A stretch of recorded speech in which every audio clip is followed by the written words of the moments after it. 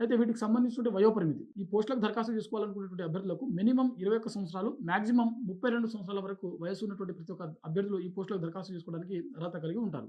అదేవిధంగా ఎస్సీ, ఎస్టీలకు 5 సంవత్సరాలు, అదేవిధంగా ఓబీసీ చెందినటువంటి అభ్యర్థులకు 3 సంవత్సరాలు, అదేవిధంగా దివ్యాంగులకు 10 సంవత్సరాల వరకు ఇక్కడ మనకు వయోపరిమితికి సంబంధించినటువంటి ఎక్సెంప్షన్స్ అనేది ఇవ్వడం జరిగింది.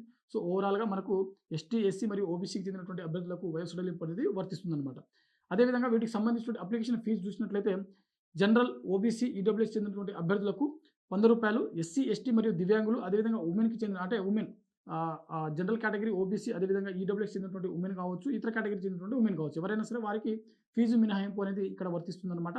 సో, మనకు వీటికి సంబంధించిన అప్లికేషన్ ప్రాసెస్ వచ్చేసరికి ఫిబ్రవరి 4వ తేదీన మనకు UPSC, union public service commission సంబంధించిన అఫీషియల్ వెబ్‌సైట్‌లో మనకు వీటికి సంబంధించిన అప్లికేషన్ ప్రాసెస్ అనేది స్టార్ట్ అవ్వడం జరిగింది.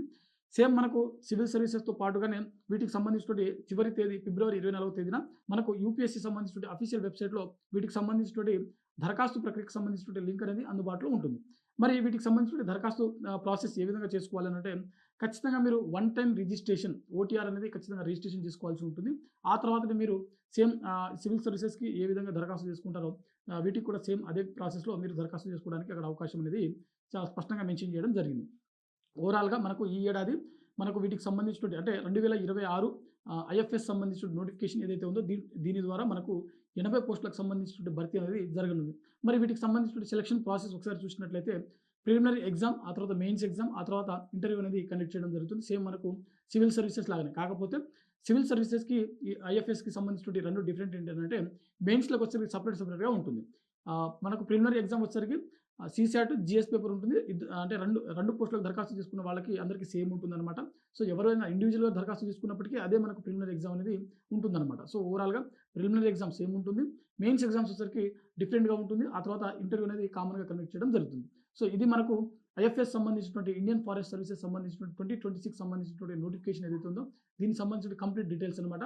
మరో ముఖ్యమైన అప్డేట్ ఏంటంటే సాక్షి ఎడ్యుకేషన్ నుంచి ఒక నూతన యాప్ అనేది మనకు లాంచ్ చేయడం జరిగింది. ఏపీపీఎస్సీ, టీజీపీఎస్సీ, యూపీఎస్సీ, అదేవిధంగా ఆర్ఆర్బీ, ఎస్ఎస్సీ సంబంధించినటువంటి ఉద్యోగాలకు ప్రిపేర్ అవుతున్నటువంటి అభ్యర్థులకు సాక్షి ఎడ్యుకేషన్ ఆన్‌లైన్ కోర్సెస్ చాలా తక్కువ ప్రైస్ తోటి ఒక యాప్ అనేది లాంచ్ చేయడం జరిగింది. సో, ఈ వీడియో కింద డిస్క్రిప్షన్‌లో యాప్ లింక్ కూడా ఇక్కడ ప్రొవైడ్ చేయడం జరుగుతుంది. సో, అభ్యర్థులు ఎవరైనా టీజీపీఎస్సీ కావచ్చు, ఏపీపీఎస్సీ కావచ్చు, ఆర్ఆర్బీ, బ్యాంకింగ్, అదేవిధంగా ఎస్ఎస్సీ, అదేవిధంగా యూపీఎస్సీ సంబంధించినటువంటి పోటీ పరీక్షలకు ప్రిపేర్ అవుతున్నట్లయితే ఈ అవకాశాన్ని వినియోగించుకోండి. ఇది ఇవాల్టి వీడియో. మరిన్ని జాబ్ అప్డేట్స్ కోసం చూస్తూనే ఉండండి Sakshi education. Thanks for watching. Thank you all.